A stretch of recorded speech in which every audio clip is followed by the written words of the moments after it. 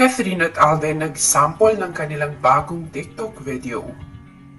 Sa naganap na mall show ni Catherine at Alden sa KCC Gymnasium sa Sorsogon, maraming tao ang sumuporta sa kanila at napakaraming supporters ang nagpunta.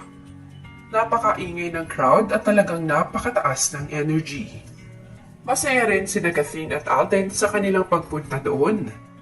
Ayon nga kay Catherine, hindi raw nasayang ang kanilang pagod. Sa kabila ng kanilang pagpapasaya, ay nag-request rin ang host na si Milo na gawin nila ang isang TikTok video. Madali lang naman ang nasabing TikTok video dahil balikat lamang ang gagalaw. Siyempre, pinagbigyan nga ni Catherine at Alden ang mga supporters. Kaya naman, on the spot, ginawa nila ang nasabing TikTok video. Ayon kay Catherine, abangan raw ang kanilang TikTok ni Alden sa kanyang TikTok account. Maraming taga-Sorsogon nga ang napasaya ng Catherine. At marami rin ang umuwi nang may ngiti sa kanilang mga labi. Ang ilan ay nahawakan pa ang kamay ng Catherine. Ang ilan ay nakapagpa-picture pa. At may mga personal na pinaakyat sina Catherine sa stage para pagbigyan sa kanilang kahilingan na makapagpa-picture. Laking tuwa nga ng fans at finally, nasilayan na nila ang kanilang idols. Almost 10 years na nga simula ng huling punta ni Catherine sa Sorsogon at finally, muli siyang nakita ng kanyang mga tagahanga. Samantala, mamaya nga ay may aabangan tayo kay Catherine dahil guest siya mamaya sa Fast Talk with Boy Abunda. 4:45 nga ng hapon mapapanood ito.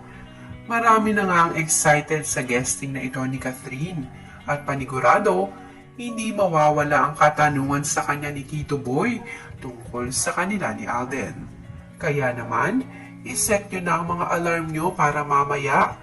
At syempre, para sa mga hindi makakapanood sa oras na yan, narito ang channel na ito na handang magbigay sa inyo ng update kung ano nga ba ang naganap sa guesting ni Catherine.